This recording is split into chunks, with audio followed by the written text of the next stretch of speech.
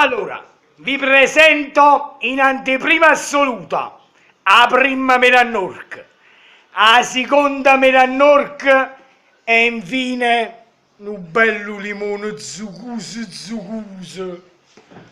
Mamma mia, voglio! Mamma mia! Godo troppo assai, voglio!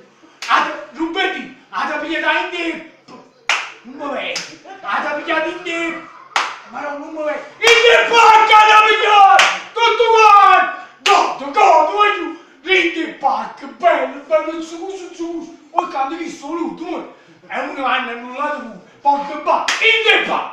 Poco ba in deppo ha pigliato! Ma ci avessi un bendino si ce lo dammo, a Rusmanne a me. Ma stanno dei fogli, ma lo contatti, ma è inutile che dici la coppa a mano, ci mancava chi è lì. E chi è sto chi è lì? Una ducessa, chi è? Godo, vuoi giù, go, che sta una Melannork. Non vanno molto a te, non vanno là. Ora i mondi sono tutti mongoli e un bendino, grande! E per concludere voglio, scusate anche il Melannork, il melabanana, non so il Melannork. Mocca, per concludere, vi devo fare un'imbasciata ancora più importante.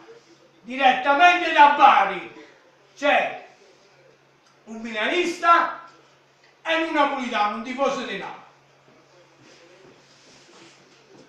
Voglio!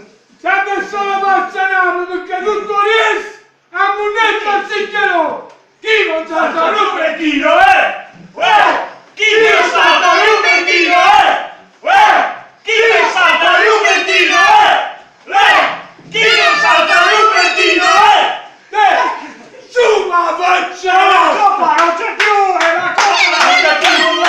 Non volevo La coppa non c'è più! Ma mi sembra una cosa bella, che volevo fare? O tripletta, avete fatto triste carne maiale, salsiccia e crapetta. Bene, sto godendo. Poi a me mangiare. O limone o mettiamo un culino, vedi?